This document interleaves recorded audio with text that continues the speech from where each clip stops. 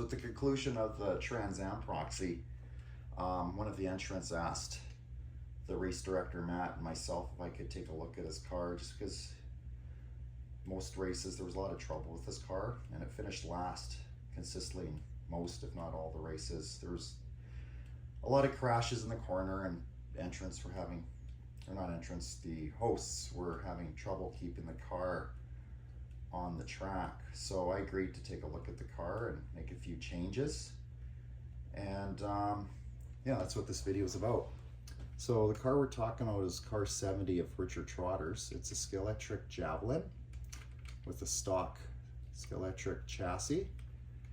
It's a very narrow car, it's a high car, so it's definitely a difficult car to tune for a proxy race, a competitive proxy race for that fact. So a lot of people went with Camaros, I saw, Pantera's wider car, a little lower, so definitely it's a challenging car to build, that's for sure. So let me get the computer ready, and we'll run a few laps and I'll tell you what I've done to this car.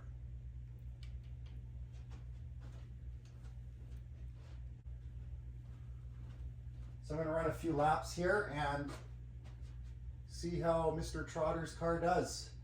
The previous fastest lap time I got was 9.4 seconds in the qualifying, and I think in the race they did not achieve that high or that fast of a speed. So anyway, let's see how much better it is than 9.4 seconds.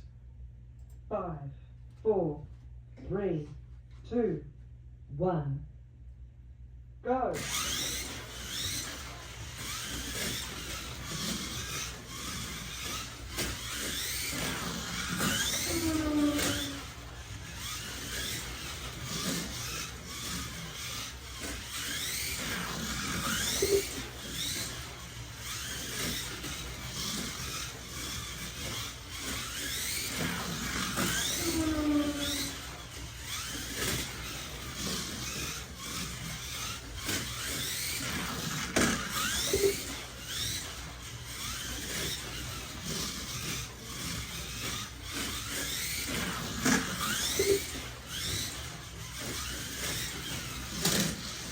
What was that?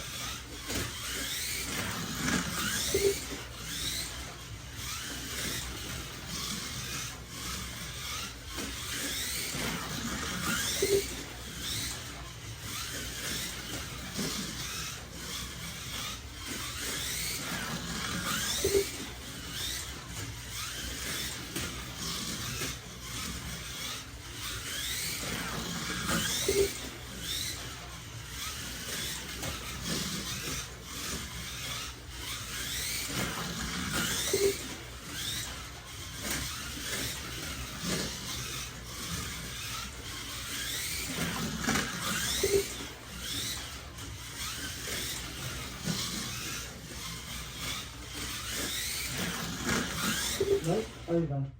Okay, so fastest lap time was 7.757 seconds. So we're talking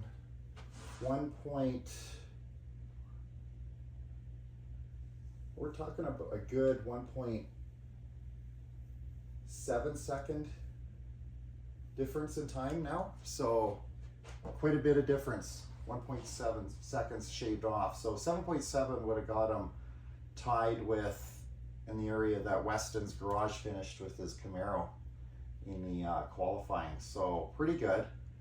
Like I said, this is a very challenging car to build. What I've done this afternoon is I adjusted his guide height just so it was flush with the block and the height of the front wheels, the front axle. I put in softer braid as well because the stiff braid that he was using was causing the car to spring up on acceleration as well. I like to go with a softer braid. Biggest thing I did, I think that helped the most, was the interior. He had the stock interior in there, which weighs around 8.5 grams. I threw in a Lexan interior. It's an unpainted one. I wasn't gonna go paint it, but Lexan interior is maybe what, 1 gram compared to 8.5 grams. So that was a lot of weight up high on such a narrow car.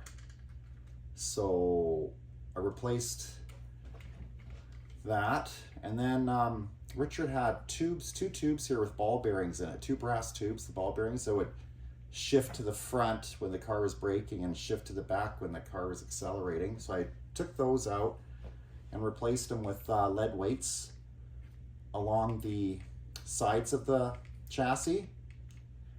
I did not put any weight here. I can't experiment with weight here because it's missing this door for the chip. I usually like to put a little bit of weight behind the axle, but I couldn't this time. But I did put a little bit in front of the motor. He's got a inline motor on this car as well, so that kind of makes things a bit of a challenge as well for placing weight. I kept the weight. He had a piece of weight underneath the rear axle. Another huge thing I did was his rear wheels were very narrow. And I think what I did is I removed his axle. It was too short for me to widen the stance of the rear wheels. So I grabbed a wider axle, slipped it on, and I think I added 3 fairly thick Teflon washers to each side just to widen it out, just to give it a wider stance. And then what I did was I shaved a little bit on the inside of the fender. That way there'd be plenty of body movement without the tire interfering with the fender. So I took a chunk of the inside of the body off on the top of the arch. That way there could be some body float here. So I think that was a huge improvement too. And I think, I retrued his tires really quick and kind of just polished them really quick. Not my usual lengthy polishing that I do, just a really quick job I did. And I would have liked to have done the same with the fronts. I would have wanted to actually experiment with the fronts because his fronts are quite inside the fender. I wanted to experiment at bringing them out towards the outside of the fender because I think you can bring it out at least 1/16 of an inch outside a little more, but he's got independent wheels and didn't want to mess around with that, so I just left it as it is. Sometimes when you go with a narrow front, it gives you a little more bite on the rear wheels when the car leans into the corner. So, but I still wanted to experiment with that, but I couldn't. I think that's it. So quite a big change from 9.4 seconds down to 7.7. So yeah, so hopefully this helps you, Richard, and good luck.